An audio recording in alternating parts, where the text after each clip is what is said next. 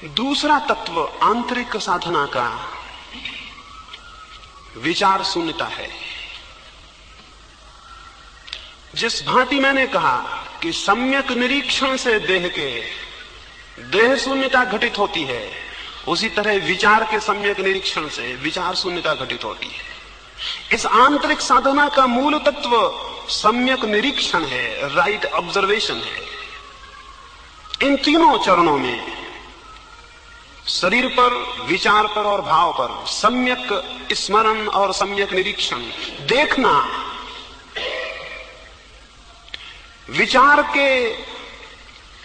विचार की जो धाराएं हमारे चित्त पर दौड़ती हैं, कभी उनके मात्र निरीक्षक हो जाएं। जैसे कोई नदी के किनारे बैठा हो और नदी की भागती हुई धार को देखे, सिर्फ किनारे बैठा हो और देखे।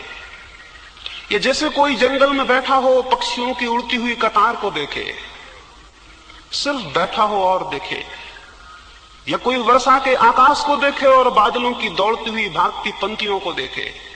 वैसे ही अपने मन के आकाश में विचार के दौड़ते हुए मेघों को, विचार के उड़ते हुए पक्षियों को, विचार की बहती हुई नदी को चुपचाप तट पर खड़े होकर देखना है। जैसे हम किनारे पर बैठे हैं और विचार को देख रहे हैं। विचार को उन्मुक्त छोड़ दें, विचार को बहने दें और भागने दें और दौड़ने दें, और आप चुप बैठ के देखें। आप कुछ भी ना करें, कोई छेड़छाड़ ना करें, कोई रुकाव ना डालें, कोई दमन ना करें। कोई विचार आता हो तो रोके ना आता हो तो लाने की चेष्टा ना करें। आप मात्र निरीक्षक हों। उस मात्र निरीक्षण में दिखाई पड़ता है, अनुभव होता है, विचार अलग है और मैं अलग हूं। क्योंकि बोध होता है कि जो विचारों को देख रहा है वो विचारों से पृथक होगा, अलग होगा, भिन्न होगा। और जब ये बोध होता है तो अद्भुत शांति घनी होने लगती है, क्योंकि तब कोई चिंता आपकी नहीं है। आप चिंताओं के बीच में हो सकते हैं, चिंता आपकी नहीं है। आप समस्याओं के बीच में हो सकते हैं, समस्या आपकी नहीं है। आप विचारों से घिरे हो सकते हैं, विचार आप नहीं है। और अगर ये ख्याल आ जाए कि मैं विचार नहीं हूं, तो विचारों के प्राण टूटने शुरू हो जाते हैं, विचार निर्जीव होने लगते हैं। विचारों की शक्ति इसमें है कि हम ये समझें कि वो हमारे हैं। जब आप किसी से विवाद करने पर उतर जाते हैं तो आप कहते हैं मेरा विचार। कोई विचार आपका नहीं है, सब विचार अन्य हैं और भिन्न हैं, आपसे अलग हैं। उनका निरीक्षण, एक कहानी कहूं समझ में आए। बुद्ध के पास ऐसा हुआ था, एक राजकुमार दीक्षित हुआ था। पहले दिन ही वो भिक्षा मांगने गया था। उसने जिस द्वार पर बुद्ध ने भेजा था भिक्षा मांगी, उसे भिक्षा मिली। उसने भोजन किया, भोजन करके वापस लौटा, लेकिन उसने बुद्ध को जाके कहा क्षमा करें, वहां मैं दोबारा नहीं जा सकूंगा। बुद्ध ने कहा क्या हुआ?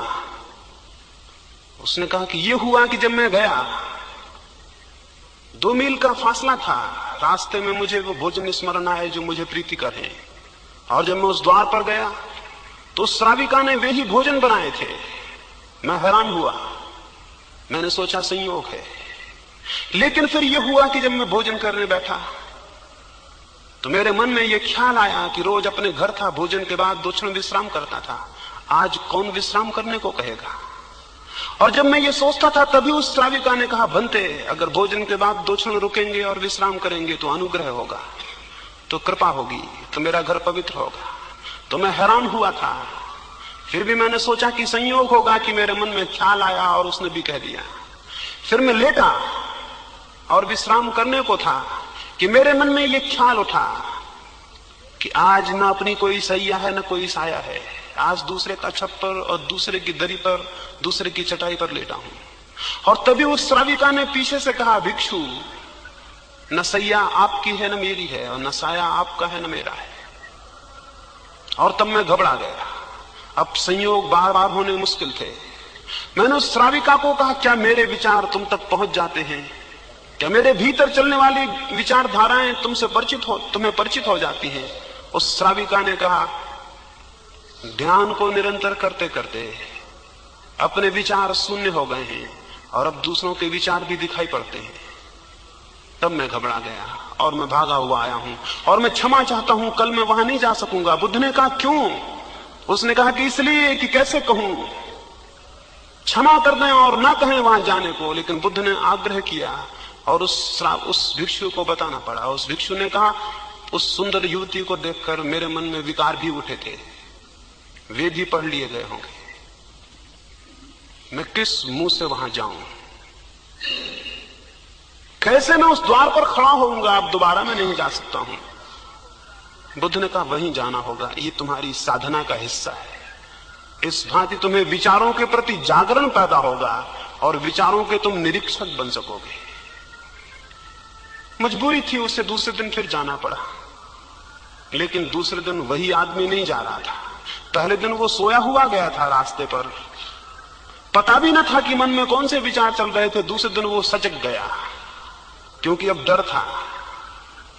वो होश पूर्वक गया और जब उसके द्वार पर गया तो क्षण भर ठहर गया। सीढ़ियां चढ़ने के पहले अपने को उसने सचेत कर लिया, उसने भीतर आंख गड़ा ली। बुद्ध ने कहा था भीतर देखना और कुछ मत करना, इतना ही स्मरण रहे कि अनदेखा कोई विचार ना हो, अनदेखा कोई विचार ना हो, बिना देखे हुए कोई विचार निकल ना जाए, इतना ही स्मरण रखना बस।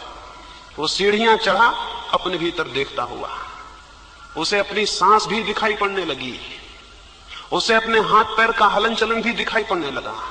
उसने भोजन किया, एक कौर भी उठाया तो उसे दिखाई पड़ा जैसे कोई और भोजन कर रहा था और वो देखता था।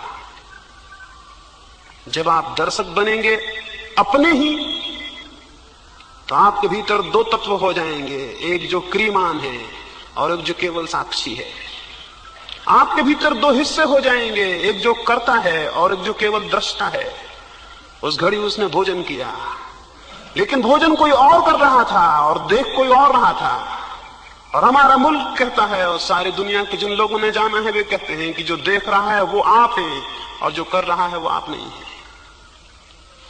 उसने देखा, वो हैरान हुआ, वो नाचता हुआ वापस लौटा और उसने बुद्ध को जाके कहा धन्य है, मुझे कुछ मिल गया। दो अनुभव हुए हैं। एक तो यह अनुभव हुआ कि जब मैं बिल्कुल सजग हो जाता था तो विचार बंद हो जाते थे। उसका एक अनुभव तो यह हुआ कि जब मैं बिल्कुल सजग होकर देखता था भीतर तो विचार बंद हो जाते थे। दूसरा अनुभव यह हुआ कि जब विचार बंद हो जाते थे तब मैंने देखा कर्ता अलग है और दृष्टा अलग है। बुद्ध ने कहा इतना ही सूत्र है, जो इसे साध लेता है वो सब साध लेता है। विचार के दृष्टा बनना है, विचारक नहीं, स्मरण रहे, विचारक नहीं, विचार के दृष्टा। इसलिए हम अपने ऋषियों को दृष्टा कहते हैं, विचारक नहीं। महावीर विचारक नहीं है, बुद्ध विचारक नहीं है, ये दृष्टा है। विचारक तो बीमार आदमी है। विचार वे करते हैं जो जानते नहीं हैं, जो जानते हैं वे विचार नहीं करते, वे देखते हैं, उन्हें दिखाई पड़ता है, उन्हें दर्शन होता है। और दर्शन की पद्धति अपने भीतर विचार का निरीक्षण है। तो उठते बैठते सोते जागते अपने भीतर जो भी विचार की धारा चलती हो उसे देखें और किसी भी विचार के साथ तादात्म्य ना करें कि इस विचार के साथ में एक हो गया। विचार को अलग चलने दें, आप अलग चलें। आपके भीतर दो धाराएं होनी चाहिए। साधारण आदमी के भीतर एक धारा होती है मात्र विचार की, साधक के भीतर दो धाराएं होती हैं, विचार की और दर्शन की। साधक के भीतर दो पैरेलल, दो समानांतर धाराएं होती हैं, विचार की और दर्शन की। सामान्य आदमी के भीतर एक धारा होती है मात्र विचार की, और सिद्ध के भीतर भी एक ही धारा होती है मात्र दर्शन की। इसे समझ लें, साधारण आदमी के भीतर एक धारा होती है विचार की, दर्शन सोया हुआ होता है। साधक के भीतर दो धाराएं होती हैं समानांतर, विचार की और दर्शन की। सिद्ध के भीतर भी एक ही धारा रह जाती है दर्शन की, विचार मृत हो जाता है। तो हमें विचार से दर्शन तक पहुंचना है तो हमें विचार और दर्शन की समानांतर साधना करनी होगी। अगर विचार से दर्शन तक पहुंचना है तो हमें विचार की और दर्शन की समानांतर साधना करनी होगी। उसको मैं सम्यक निरीक्षण कह रहा हूं, उसको सम्यक स्मृति कह रहा हूं, उसको महावीर ने विवेक कहा है। विचार और विवेक, जो विचार को भी देखता है वो विवेक है। विचारक मिल जाने तो बहुत आसान है, जिनका विवेक जागृत हो वैसे लोग बहुत कठिन है। विवेक को जगाएं। कैसे जगाएंगे वो मैंने कहा, स्मरण पूर्वक विचार को देखने से। शरीर की क्रियाओं को देखेंगे, शरीर शून्य हो जाएगा, और विचार की दौड़ को देखेंगे, विचार की प्रक्रिया को, थॉट प्रोसेस को देखेंगे तो विचार शून्य हो जाएगा। और अगर भाव का अंतर्निरीक्षण करेंगे तो भाव शून्य हो जाएगा।